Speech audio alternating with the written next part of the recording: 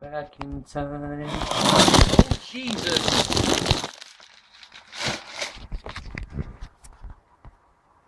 Then the camera got owned by Becky Noodles.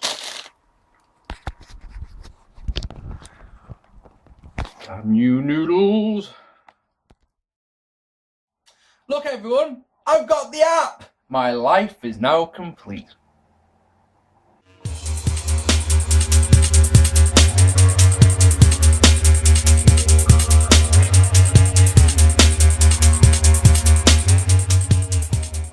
Hello ladies and gentlemen, welcome to the Some More Raw Thoughts. Yes, I have the WWE app on my phone. Of course, last night my plan was to watch Raw live so I can see how the app works, and I stayed out with my friends until 3:30. So that failed a little bit, because of course I wasn't going to have my Wi-Fi on, so there was no way I could do it. But don't worry, next week I will try and watch Raw live with my app next to me. A couple of things before we get on with Raw, if you don't mind. First things first, I'm not going to do any more WCW reviews as part of my 97th Heaven series. The basic reason for this is that it's another one of those times where I don't know enough about WCW to be able to follow the storylines. I'm not prepared to watch Nitro, for example, and it's like, you know, I just don't care. WCW bollocks. It's that simple. It just does not interest me at all. What I'm going to do instead, though, don't get me wrong, I'm not going to stop doing as many vids. I've got a great idea, something that you guys have been clamouring for quite a while. Because it's going to be October, November, and December. Think about this one. I'm going to do No Mercy, Survivor Series, and Vengeance 2001, because they're the 3 missing episodes of my 10 years ago series. I might also do, what the hell was that accent? I might also do the Rebellion 2001, if you're feeling that way inclined, like. No idea. I have no idea what that was meant to be. I'm sorry. But yeah, I think you'll like that. So how's that sound? Also, and this one's important, please pay attention. You remember a few months ago I put on a charity wrestling show. This Friday I'll be collecting the DVDs of that show. If you want one, please get in touch with me either on Facebook or on Twitter or through YouTube. I say this because these are a very strictly limited set, all right? They were having 25 copies made, okay? And that's it. There'll be no more made. So if you want a copy, you're going to have to get in touch with me, all right? Okay, they're going to be £10 plus £2 postage. That way, the reason that there's £2 postage is I want to be able to give £10 from each DVD to the charity. So if you think like, if I sell them for £10, yeah, for £10 alone, but it's cost me a couple of quid to post each one, that means that the charity's going to get £8. So I want to sell them for 12 quid so I can give them a £10 from each DVD sale, yeah. How's that sound? Alright, so let's get on with it. So Raw starts with a nice video package to Angelo Savoldi. I don't know who that was, I mean, who was obviously a wrestler, but it's a nice little touch. So anyway, the show starts out proper with the 10 guys who made the save for Daniel Bryan last week up on the stage. Hunter and Steph come out, they come through them, so it's like, I know, it's one of those things, you've got 10 of you there, and it's one guy and a woman. Just come batter them, you know, why not? Anyway, they come out to Hunter's usual music, which is an interesting touch. It's the birthday to the king. Anyway, on SmackDown, it's meant to be a gauntlet match. It's meant to be a 10-on-3 match. But Hunter came out and stopped that and berated Vicky Guerrero. So, of course, he makes exactly that same match tonight, doesn't he? Which is interesting. Basically, he says there's been a lot of speculation about what's going to happen to the 10. Stephanie McMahon says, thank you for stepping up and being men. Hunter says it wasn't because they were fighting for Daniel Bryan. They were fighting for something else. But Rev Van Dam gets on the mic and basically says, no. We were fighting for Daniel Bryan. You keep fucking over with him, and you would do the same to any of us. We were standing up for what was right. Nice little touch there. Probably not the best thing to say. Hunter can't believe that they would want to fight for someone else rather than themselves, and brings up the fact that some of them haven't had title shots for a while. Like Stephanie McMahon says that R-Truth hasn't had a title. She can't remember when R-Truth last had a title shot. That's quite a fair point. It's probably not the type of thing you want to be saying about one of your baby faces, is it? But it is a fair point. You know, he says that Dolph Ziggler, for example, do you not think that you should have the title match at Battleground and not Daniel Bryan? It's a good little point. The reason none of them have had to got a title shot is because of the Shield. They've destroyed everything in the path. I don't know how that one works, but yeah, we'll roll with it. He basically goes through them name by name. They get a little pop for each one, apart from Rob Van Dam, he gets a big one. And basically says it's an elimination match tonight. It's the 10 of them versus the Shield. And He mentions it's Daniel Bryan versus Randy Orton Battleground, so that confirms that one, so it's all good. Tries to get some Discord going, saying that, you know, Bryan basically thinks that he's better than you guys. He tries to create a little bit of tension in the locker room. That's a nice little touch. And that Daniel Bryan will partner them, so it's an 11-on-3 match. Happy days. Oh, and Stephanie McMahon wants to thank us fans. So she's going to make Randy Orton versus either Rob Van Dam, R-Truth, or Dolph Ziggler tonight. And I get to vote on my... Oh, shit, I was out. Damn it. Anyway, so yeah, segment served its purpose, sets up tonight's main event, and away we go. And we get our first match, and it is a really good one. You can probably guess, if you're watching this one, you're probably watching this going, yeah, Mark Peter loved this, I know he did. And you're right, I did. Cole runs down how to install the app on an Android phone, which I could have done with a couple of days ago, to be honest. But anyway, you know. Awesome dive to the outside by Kofi. He lands on his feet. If I had my app, I would have seen Kofi get chucked into the ring post during the ad breaks. And then you can probably imagine how this one went for the rest of the match. It was all Alberto Del Rio working the arm. The crowd, of course, loved the psychology and storytelling aspect of this match so much that they chanted Randy Savage at the match, which is just one of those, oh, fucking morons. Yeah, Kofi sells the arm absolutely beautifully. For example, he goes for a sunset flip. Can't get it over because the arm gives out on him. That is absolutely fantastic. I love when he tries to hit a Trouble in Paradise incidentally, and Alberto Del Rio turns it into a German suplex. That is just beautiful, crisp ring work that I really, really like. Crowd hot. Kofi counters a tilt-a-whirl backbreaker into a nice DDT for 2, but of course the cross arm breaker gets the win. Now this is a great little thing because this is weakening down Kofi, who of course is in the main event. He is one of the 10, yeah? So he's in the main event and he's been weakened down severely in this match. I think that is great storytelling on both counts. The storytelling within this match was really good, but the storytelling in the context of the show, even more so. And then Renee Young, who is so pretty, isn't she? I mean, she's a beautiful girl, isn't she? She's with the Miz. He's all healed up from his injuries from last week by the looks of things, or not. Anyway, before he can talk, Hunter comes on and says that the Chicago wants Miz TV. God damn you, Chicago. No, you don't. So tonight, it's Miz TV, and his guest will be The Big Show. Hooray. Even the most... a guy tuning into his first Raw can see what's going to happen here. And so many people complain that wrestling or WWE is predictable yet. But it's one of those things, hang on, but if what happens, what I think is going to happen, that's not a bad thing, is it? The Wyatt family defeated the Primetime Players. The crowd clap along with the Wyatt family music. I didn't see that one coming. The Wyatts go out for a minute. Did anyone else spot that one? Okay match, Harper gets the win with a clothesline from hell, essentially, after Rowan had distracted Titus and his sister Abigail for Young, who of course both Titus O'Neil and Darren Young are in the main event. So they've been weakened down as well. I love it! And then Miz TV. And he's wearing this suit that looks all good and all dapper until we get to our here, and then he's got a collar with checks on it. It looks really stupid. Really stupid. He's out. He's banged up and he's pissed off. Nothing worse than a pissed off Miz, isn't it? He promises that it's not over with Orton, and payback will come, and it will be awesome. Silence. No one cares. He talks about Dusty Rhodes getting beat and brings out a Big Show, while a guy in the crowd holds up a sign that says, I think it says, Big Show is worth 90 million. In one of those, yep, this storyline doesn't make any sense. Miz wants to know, how could he have done that to Rhodes? Show doesn't say anything. So Miz starts berating him, starts ripping on Stephanie. Naturally, this means that Stephanie McMahon must come out for a weekly look at me. I'm just so fucking brilliant. Segment. And oh, Jesus Christ, this is brilliant. This had me creasing up laughing, this segment did. It was one of those, Steph, leave Trish. Leave Trish? Leave Trish? Really, Mark? Really? I've been at the mouthwash again, guys.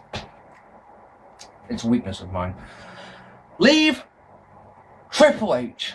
Come and marry me, and we'll make sweet, sweet babies together. God, it's brilliant. It's so good. She calls Miz a utility player that he peaked too soon. That when there's an early morning radio show or an appearance in a far-flung place or even a supermarket opening, they call them Miz. And then, in one of those brilliant things, she tells Show to knock him out. And without hesitation, bang. I'm sure Spaz Phoenix was crying into his fucking Cheerios, but my God, did I laugh at this. It was brilliant. Miz getting beats for 2 weeks on the trot. Fantastic. Absolutely fantastic. And I know before anyone says, the comeuppance for this, obviously, is that Miz is going to come back looking really strong. And yeah, when that happens, what do they do? But for now, I enjoy this bit. Next, Randy Orton's opponent is Rob Van Dam. He gets 57% of the vote. Match itself is decent. The crowd are hot for Van Dam. I popped hard for the rolling center. He basically drops Orton down, so he's up in the right position for a 5-star. Goes up top, Orton gets up, and he has a quick think. Oh, fuck it. Does a roll, Somerset Saunton off the top. Brilliant. Love that. That was really good. But then, it's afterwards that's really good for me, because Randy Orton, they go outside, Randy Orton whips him into the barricade, he then pulls off the padding off the barricade, whips him into the metal bit, whips him into the steps, launches him over the announce table, just basically destroys him, just like he did to The Miz last week. Evil bastard Randy Orton is back once again, and then he does the draping DDT off the top rope, and just like, that'll do me, happy days, happy days. Los Matadors will debut next week, about fucking time, if you ask me. Randy Orton intimidates Brie Bella, which is fantastic, can't go wrong with that. And then we see that on the new Triple H DVD, we're going to get to see footage of their real life wedding between Triple H and Steph. Wow! That's awesome! Worth the money alone, isn't it? Worth the money alone. And then AJ talks to Steph about the Total Divas and that all the tag team partners hate her. Steph says that you do as told, or you won't be Divas champion for much longer. And then Fandango defeated Santino Marella in a short match after a leg drop. Here comes CM Punk. We're in Chicago. Did I mention that? No, we're in Chicago, which of course is CM Punk's hometown. So he comes out for Pop of the Night, and he comes out with, this is one of those segments that's just like, this is one of those segments that's, I get that he's the hometown boy, and I understand all this. Please don't diss me for this one, yeah? But guys, I don't give two shits about hockey. To the point where when he comes out and he starts talking about this team, this shirt that he's wearing, and this team going 3-1 down and then pulling it back to 3-0 and then winning 4-3. I had to go on Twitter and ask what he was on about, because I just don't know. Hockey doesn't resonate over here at all. Hockey is played. I'm woken up every Sunday morning because there's a hockey pitch just over the way at the university, yeah? And they've got a brass band and cheerleaders, and they wake me up every Sunday morning without fail. But yeah, so there is some hockey, but not ice hockey. Ice hockey has no bearing in this country. I'm pretty certain of that. No, knowing my luck now, down below there's loads of coming. Mick, I've got an ice hockey team in my city. Yeah, lovely, well done, good for you. Basically what he tries to say is that his team were 3-1 down. They brought it back to 3-0 and then won. And if they can do it, so can he. Happy days. Here comes Paul Heyman on a motorized cart singing New York, New York, happy days. And basically, Punk says wrong town, wrong city, wrong time, whatever. Yeah, because there are thousands of people here who bail me out when I batter you, sort of thing. It's all good. Heyman acknowledges that beatdown he received at Night of Champions, and he's been in therapy ever since. Punk makes it clear he knows how this works, and Axel Ryback beat down, but can they get to him before he gets to Heyman? Heyman reminds him that he beat him with his hands behind his back, but he goes to leave, but the motorized cart malfunctions and he can't escape, and the look on Punk's face is fantastic. And he comes charging in and gets one punch on Paul Heyman before the hired goons attack him. Ryback, Curtis Axel attack him. They give him quite a beating, but somehow Punk manages to escape, launches Axel into the entranceway, and then gets a dive onto Ryback off the stage. But then, of course, the numbers getting catch up with him. Ryback slams him through a table and says, "This is what happens to bullies," as Paul Heyman, obviously, predictably, but still wonderfully, rises out of the motorized scooter and doesn't need it at all. Fucking superb stuff. Absolutely brilliant. Like I say, the hockey stuff, utterly irrelevant. It just does not work. It works there in the crowd, and it works if you're American. But if you're anywhere else in the world, or I suppose in Canada, I'm guessing you have ice hockey there as well, yeah. Anywhere else in the world of world wrestling entertainment, it's just looking at it going, what the fuck are you on about? What are you saying? This doesn't matter to us. Get on with it, sort of thing. You know, does that make sense? Is that me nitpicking, or does that make any sense? Punk jump cut there because I didn't delete any stuff off my phone, and therefore I ran out of memory. this happens a surprising amount, doesn't it? Incidentally, what, 15 minutes into it, no emergency service vehicle. If this continues, this will be 5 videos on the trot where we haven't had one. Yeah, what was becoming a trademark of mine in a city the size of this? None. Brilliant. Anyway, should we carry on? So Punk insists on making his way to the back while the Divas make their entrance for a match that I didn't watch. I saw the last minute of, I saw the last 30 seconds or if that. So the match lasted a minute and a half, something like that. You know, the time it takes to go to the toilet and come back again. But yeah, AJ's team lost and her teammates wouldn't help her, which is lovely. Anyway, the Shield, Rennie Young is with the Shield, but not because we don't see her on camera at any point. Anyway, the Shield say that every time their backs are against the wall, they revolutionise the business, which, let's be honest, is a load of bullshit. But yeah, we'll roll with it. And then Daniel Bryan comes out. He talks how silly it is that a man gets a fast count when his opponent had been knocked the fuck out, which is a very fair point. Armstrong got a good severance package, which makes me smile. At Battleground, he will take back the championship as Orton won't wake up until the next day. And when he does come round, he'll only hear one word. Can you guess what it was? No, no, no. Yes, yes, yes. You know which word it was. Anyway, yeah, so out come the Shield. But before they can attack Daniel Bryan, yeah, here's Cody Rhodes and Goldust to beat them up, which is superb. I love it. Brilliant. There's so many elements to this storyline that are just fantastic at the moment. And do you know the best part of them? The best part is that John Cena's nowhere to be found. And it's wonderful, isn't it? It's glorious stuff. It's glorious. So, in our little main event, RVD has his ribbed and arm taped up, doesn't last long at all, as he's thrown into a ring post and needs a headlock drive from Ambrose. Ambrose also eliminates Kofi because he's got his arm taped up. Storytelling. Can't go wrong, can you? O'Neal hits a spear in short time from Reigns. Storytelling. And then Gabriel's eliminated, but Gabriel doesn't matter. Gabriel doesn't matter at all, does he? And then Ryder in. My God, Zack Ryder's in the main event. Yes, that's a very hard thing to believe for me. He doesn't last long because he gets speared as well, which is fun times. But then the Usos hit a super kick, superfly splash combo to eliminate Reigns to a thunderous pop. A massive knee by Rollins eliminates Young. Zigzag eliminates Ambrose to make it 5-on-1. Rollins is able to hit a double stomp on Truth to pin him. And then the 4 left beat on Rollins until the Uso... Oh, man, this bit was so good. Reigns leaps up in one bound onto the apron, yeah? And as he gets onto the apron, it's a double super kick from the Usos. Superb. And then the Usos hit a stereo dive to the outside onto Ambrose and onto Reigns. So that oh God, come on, brain. So Daniel Bryan can hit the knee that beats Cena on Rollins to get the win for his team.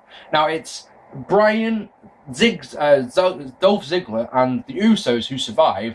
They're nowhere to be seen. It's Daniel Bryan who gets all the credit, all the applause, is the only one who's left celebrating as we end the show. Guys, I love this week's Raw. I thought it was a brilliant show. It's one of those shows where there was nothing particularly memorable from this show. I'm sure in a month's time this show will have been completely forgotten. So it's not that I'm not going to sit and tell you this was the greatest Raw I've ever seen. Remember that Raw where Stone Cold sprayed McMahon with beer? Yeah, fuck it. This was 10 times better. No, I'm not going to say anything like that. But because this Raw was a stealth-contained show, I felt. And what I mean by that is that everything was... There wasn't very much storyline advancement, but everything that actually happened on this show was fantastic. I really liked Kofi versus ADR. I thought it was a great match. I thought the way that Kofi and the Primetime Players and Rob Van Dam were worn down for the main event was fantastic. I thought Steph was just perfect again because she's the best. I'm loving Steph. I can't get over this. I'm loving Steph at the moment. I thought Cody and Goldust was fantastic. I love the way Goldust has to come out in his face paint because if he comes out with Cody, it's like, who the fuck's that? Oh, it's Dustin Rhodes. No, he's got to come out as Goldust. Funny stuff.